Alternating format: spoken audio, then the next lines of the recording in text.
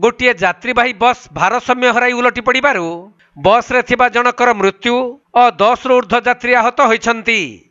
एपरी दुर्घटना घटी कोरापुट रायगड़ा जातीय राजपथर पोड़ागड़ निकटरे।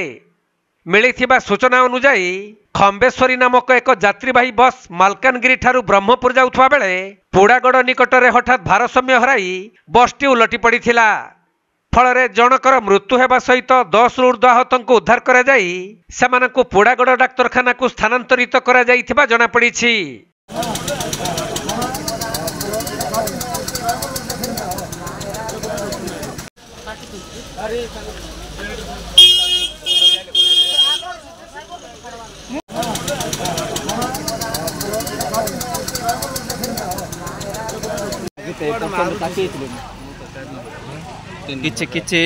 मोर से ये गुड़ जाग अन्य की थिली